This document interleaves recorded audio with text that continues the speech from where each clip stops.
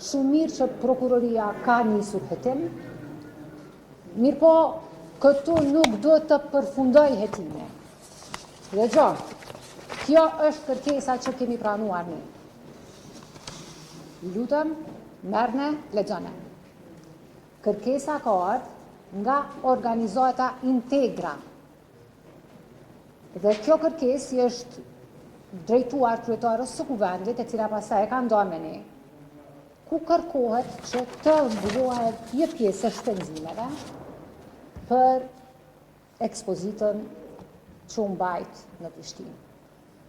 Çfarë thuhet në kërkesë, dhe do ta ndaj me ju tekstin e kërkesës, është që synohet që të publikohen fotografi të masakrave që ka ndodhur në Kosovë gjatë vitit 1998-1999.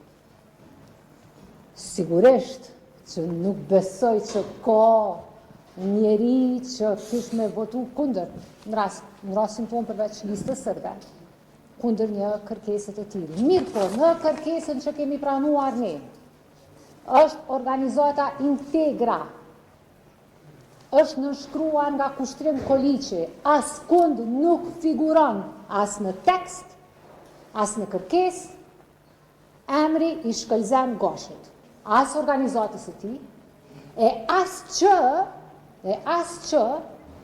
ekspozita do të bëhet bazuar në librin e tij. Përkundrazi, na thuhet që kurator është një kurator i famshëm britanik, është emër i njohur për komunitetin artistik, ka bërë edhe kurimin e ekspozitave të tjera. Sikurse që Integra është organizat me të cilën Kuvendi i Kosovës ka një bashkëpunim mbi 2 dekadësh. Një ekspozitë e tyre vazhdon të jetë e hapur këtu në katin e parë për personat e pagjetur. Edhe vetë si ambasadore në SBA të njëjtën ekspozitë për personat e pagjetur e kam dërguar edhe në Kongresin Amerikan. Çfarë po dua të them? Përtej pasaktësive, se ajo është pjesa më e dhimbshme. Këtu ka një manipulim të qëllimshëm. Dhe këtu duhet të ketë një hetim të veçantë. Si ka ardhur kjo kërkesë? Pse është mashtruar kryesia e Kuvendit, sepse këtu nuk është e saktë. Kjo çfarë kemi miratuar ne nuk reflekton me atë çfarë kemi parë në shesh. Këtu nuk ka emër as të një organizate tjetër, përkundrazi përmendën si sponsorizues Rockefeller Brothers Fund, CDF, Fondacioni i Kosovës për Shoqëritë të Hapur, shoqata e Shkëlzen Goshit nuk është këtu. Unë me dorën time kur nuk do ta kisha votuar një projekt që ka emrin dhe mbiemrin e tij. Ai njeri është kontrovers. Ja, kjo është kërkesa që kemi pas ne. Kam pyetur sekretarin, a ka ndonjë dokumentacion shtesë? Më është thënë jo, po ju besoj, po zgjedh t'ju besoj, mirë po megjithatë këtu duhet ketë hetim.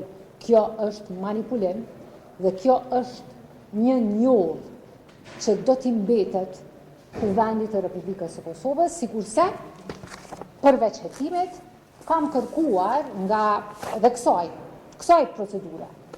Përtej përmbajtjes, kam kërkuar nga kryesia e Kuvendit, nga administrata, me që jemi mashtruar, se kjo është mashtrim, të kërkohet kthimi i mjeteve.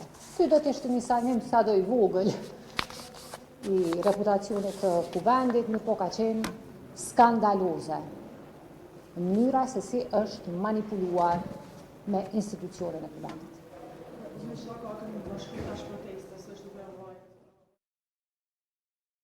Ka nisur protesta e thirrur nga organizata e veteranëve të luftës së UÇK-s në Po shkoj po takoj me kolegën. Një pyetje tjetër kam për çështjen e presidentit.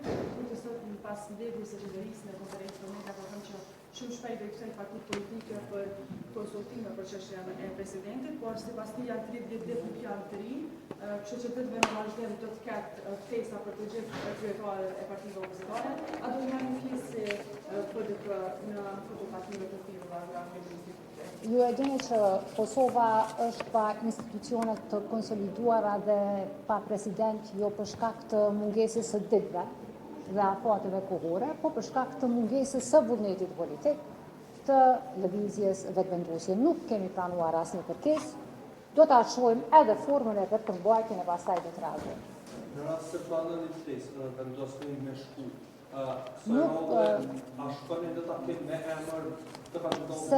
Sërish, nuk përgjigjem në situata hipotetike, po është shumë e rëndësishme që qytetarët e Kosovës ta kenë të qartë ku është burimi i krizës institucionale, politike, e që besa edhe morale në këtë vend. Në Qitako, ju tha që jeni manipuluar, nga kush pretendoni që jeni manipuluar, dhe a do të kërkoni dorëheqjen e këtë rast nga dy parlamentarja si udhëheqës e këtij institucioni që ju keni nënshkruar, sepse ajo pak më parë tha që të gjithë kanë marrë pjesë në nënshkrim dhe ju fajsoj edhe ju. Jo, ne nuk kemi nënshkruar asgjë, ne kemi votuar me përjashtim të listës sërbe, por po ju ftoj që ta merrni, po u alë juve, pastaj fotokopjone, dhe ta lexoni çfarë na është prezantuar ne. Ne na është prezantuar një kërkesë nga një organizat, jo nga organizata e Shkëlzen Gashit, askund nuk përmendet emri i tij, kërkun hiç. As emri organizatës së tij, përkundrazi si kurator përmendet një kurator britanez. Kjo është e vërteta. Unë kërkoj, kam kërkuar në seancë, po edhe nga këtu i bëj thirrje prokurorisë që të hetoj edhe këtë çështje. Nëse nuk mirën ata, do të inicoj kallëzim penal, sepse ky është manipulim, ky është mashtrim. Nuk ka asnjë situatë në të cilën unë, Vlora Çitaku, përfaqësuese e Partisë Demokratike të Kosovës, do të ngresja dorën në mbështetje të një projekti që e ka emrin dhe vullën e Shkëlzen Gashit, kjo për shkak të natyrës së tij, për shkak të deklaratave të tij, për shkak të toksicitetit që ka sjellur ai vazhdimisht në këtë shoqëri, dhe po besoj që nuk i bën der askujt, bash askujt, asociimi në atë njëri. Në ndërkohë që tash doli në parë që Ministria e Punëve të Jashtme ka paguar e ka sponsorizuar që ky libër të dërgohet në misione diplomatike dhe është përkthyer në disa gjuhë dhe imagjinojeni një tekst i tillë u shpërndahet diplomatëve të huaj e ndërkombëtar. Po e ripërsëris, kjo është kërkesa, do t'u alë, pastaj ju mund ta. Kjo është kërkesa me të cilën ne që na është prezantuar, nuk na është prezantuar asnjë material tjetër, dhe ne, secili prej nesh aty në seancë, ju lutem merrni edhe transkriptet që janë publike, ka besuar që ne po sponsorizojmë një ekspozit të fotografive të masakrave. Kaq. Jo ekspozit të librit të Shkëlzen Gashit. Kjo është e vërteta. Doni ta lidhni Shkëlzen Gashin me partinë e pushtetit në këtë formë? Po sinqerisht është çështje shumë e ndihshme, është çështje shumë emocionale dhe unë as nuk dua të lë shihen që po mundohem të përfitoj politikisht. Po ky është skandal institucional, është skandal kombëtar, duhet të ketë pasoja edhe penale, edhe politike. Faleminderit shumë se jam tu. Jam tu, falë si jam tu.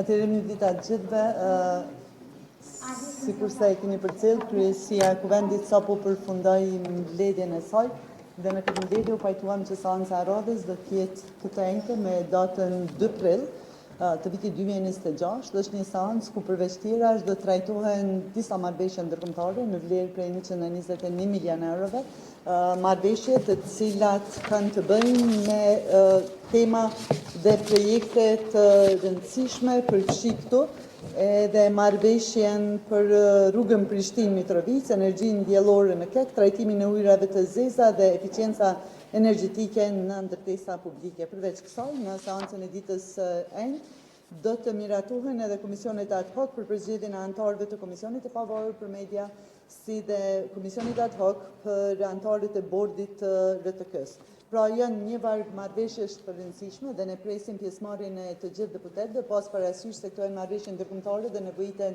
së paku 80 vota. Është rëndësishme që të kemi edhe deputetët, presim që t'jenë edhe deputetët e të gjitha grupeve parlamentare përfshi ata të opozitës dhe të jepet drita e gjelbër këtyre marrëveshjeve.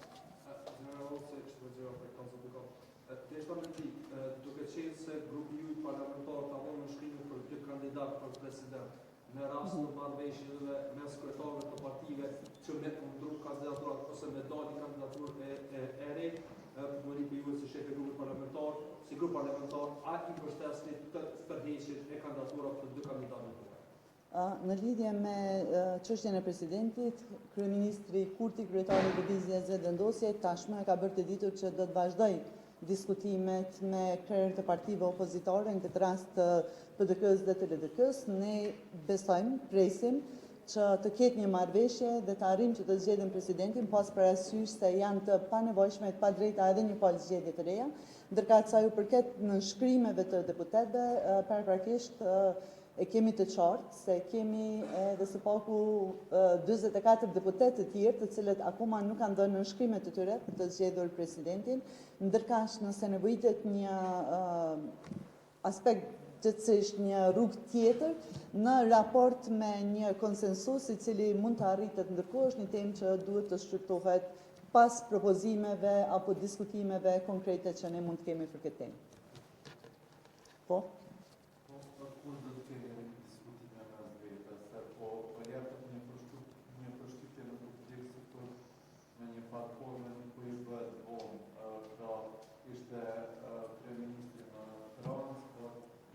qartësi për detajet se si do të vazhdojnë diskutje dhe kur do të shkruani, kur do të mbledheni mes vete fillimisht siç e paralajmëroi kryeministri dhe pastaj kur i synoni takimet e radhës i shkruani edhe krerët e partive opozitare.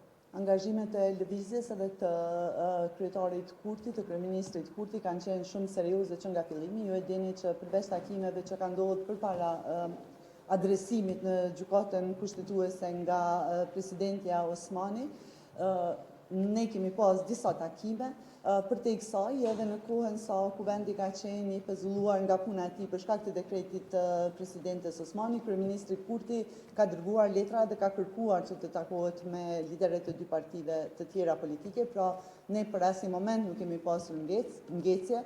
E dini që kryeministri ka qenë në vizitë zyrtare në Francë, është takuar atje zyrtarisht me presidentin Macron dhe përveç kësaj, menjëherë pas kthimit, e dini që sot është mbajtur mbledhja e qeverisë dhe ka pas vendime të rëndësishme që janë ndërmarrë aty dhe njëkohësisht besoj që shumë shpejt do të ndodhin edhe takimet. Sa i përket anës sonë, nuk ka pas për asnjë moment ngjecje dhe nuk ka për asnjë moment dilemë që presidenti duhet të zgjedhet në kohën sa më të shkurtër të mundshme.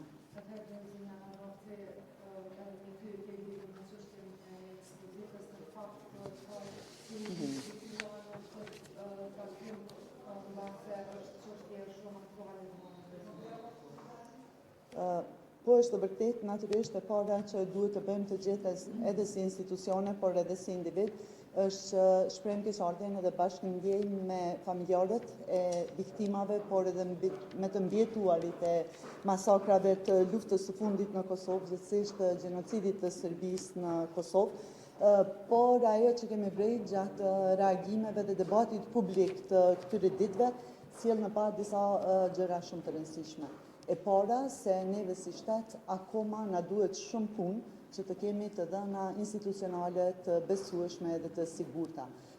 Kjo e dëshmoj se gabimet ndodhin, unë besoj që është tejet problematike, domethënë gjithë kjo situatë dhe se debati po bëhet pas një ekspozite gjithsesi pas identifikimit të mangësive nga në ratë të parë deputeti jonë, zoti Enver Dugolli, e pastaj edhe ministri Andin Hoti, të cilët i adresuan publikisht këtë tema, por ne dim se kjo ekspozit, domethënë është bazuar në një libër i cili i ka të dhënat, dhe ne edhe gjatë vizitës bashkë me zonjën Haxhiu në ekspozit kemi diskutuar këtë temë, se sa është e rëndësishme që të kemi të dhënat të sakta. Në këtë pikë, përtej debatit politik që po bëhet, dhe përtej asaj që ndoshta për të goditur politikisht partitë caktuara, në këtë rast tendenca është për të goditur edhe qeverinë, është një vërtet e pamohshme që fatmirësisht tashmë ne kemi Institutin për krimet e kryera gjatë luftës së fundit, i cili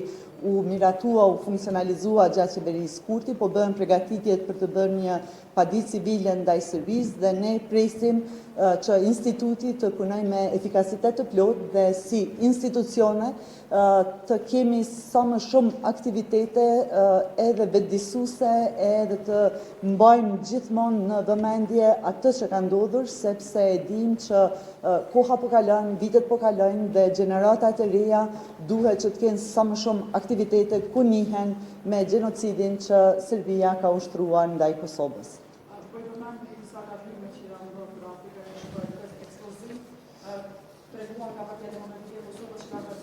Minimalisht shkrimin e mjetëve në të fundit të bëjë ka vëzhët e rajnë.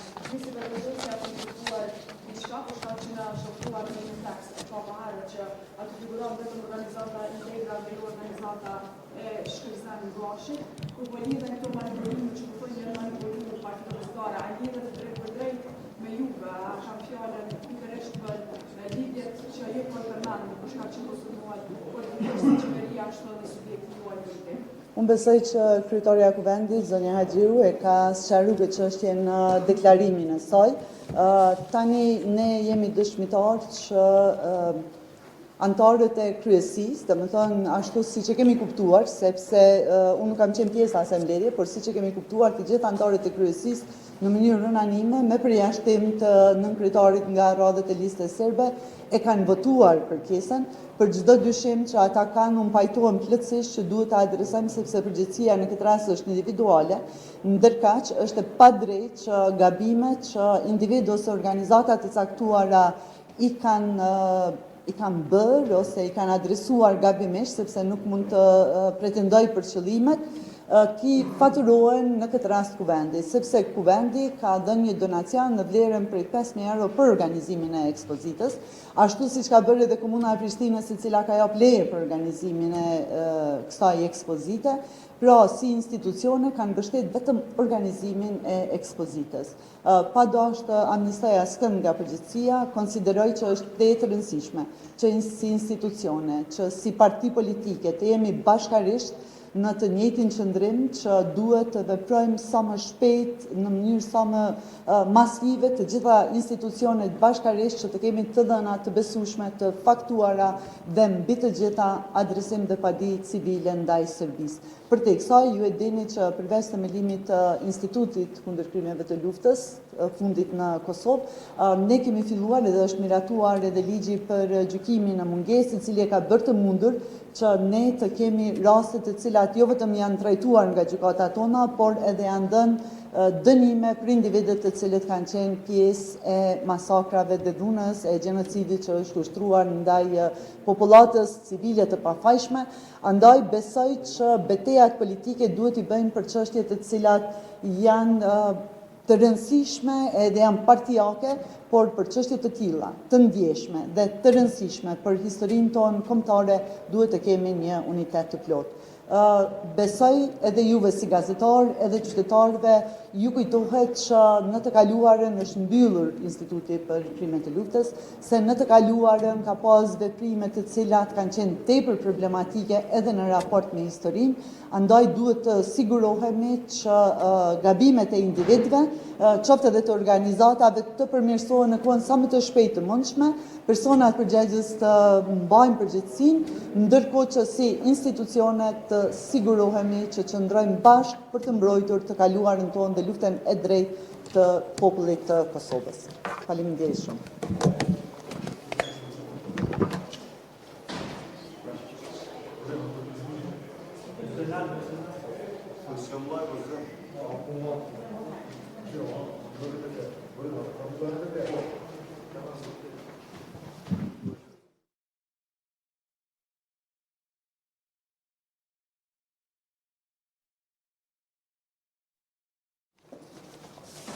Përshëndetje për të gjithë, sa po mbaruam mbledhjen e kryesisë së kuvendit, me qëras si grup parlamentari i LDK-s, informova kryesin që kemi ndërmarrë një iniciativë për organizimin e një mbledhje të jashtëzakonshme, seance të jashtëzakonshme për rritjen e çmimit të naftës, çmimi i cili ka ndikuar rritjen e të gjitha çmimeve të tjera dhe si rezultat i kësaj jemi duke u përballur me një krizë financiare. Secili qytetar, secila familje është duke pasur vështirësi për shkak edhe të inflacionit të madh, edhe për shkak të çmimit të naftës.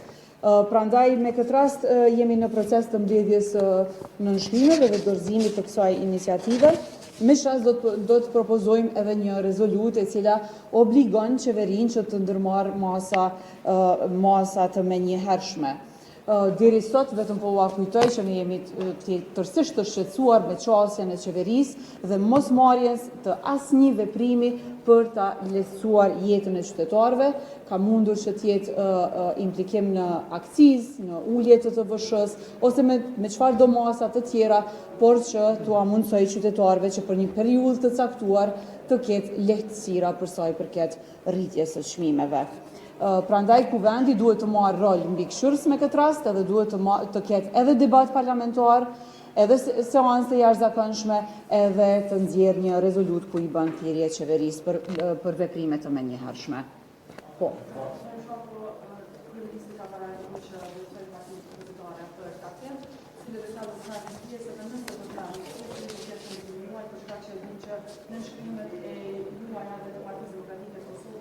Janë ende valide dhe nuk propozohet edhe një kandidat. A do të ketë takime edhe në syndeve PDK-s për këtë çështje, edhe në ministrin për arsye të qeverisë.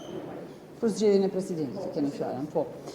Ne tani jemi në një situatë të re ku gjykata kushtetuese ka dhënë interpretimin e saj dhe ka dhënë sqarime për disa pika. Dhe ne kemi pranuar si parti vendimin si të tillë dhe vazhdojmë qasjen tonë ashtu si para vendimit që të jemi bashkëpunues dhe të marrim pjesë në dialog. Është tepër e rëndësishme që në këtë fazë Kosovës të jepen institucione funksionale dhe të mos cënohet për asnjë çast funksionaliteti i shtetit tonë. Ne do t'japim kontributin tonë për aq sa është përgjegjësia jonë, por duhet mos harruar se përgjegjësinë kryesore e bart partia më e madhe, që ka numrin më të madh të deputetëve dhe pa të cilën nuk mund të zgjidhet presidenti. Prandaj nëse vullneti i tyre është që të ketë një zgjidhje, do të kemi. Nëse jo, Kosovës i mbetet të shkohet drejt zgjedhjeve, për çka LDK-ja është e gatshme dhe e bashkuar dhe e unike që të shkoj drejt zgjedhjeve. Por gjithsesi, po them që do ta japim maksimumin për sa i përket peshës tonë politike brenda parlamentare, obligimit tonë kushtetues që të vijmë tek një rezultat për bërjen e presidentit. Ju mos harroni që LDK-ja ka propozuar rrugët se si mund të shkohet deri tek zgjedhja e presidentit. Kemi thënë që përmes një marrëveshje politike, sikur që ndodh në secilin shtet demokratik, mund të vihet, të arrihet një marrëveshje politike edhe të jepet një emër që përkrahet pastaj nga partitë politike. Një rrugë tjetër ka qenë konsensusi, që do të mund të propozohej dikush që është mbi partijake të përkrahej nga deputetët e më shumë partive. Por gjithsesi nuk pajtohemi në asnjë formë që një parti që sot e ka qeverinë të imponojë edhe një president nga radhët e saj partijake, sepse nuk është e drejtë as nuk është synim i pastër që të tentohet të kapen të gjitha institucionet kryesore të shtetit, për aq kohë sa nuk e ke legitimitetin për me i pas mbi 80 vota. Edhe qytetarët kanë votuar që vetëvendosje të ketë qeverinë, por jo edhe presidentin. Për këtë kërkohet ose marrëveshje politike ose konsenzus, për çka ne kemi thënë që jemi të hapur dhe do ta japim kontributin tonë. Faleminderit.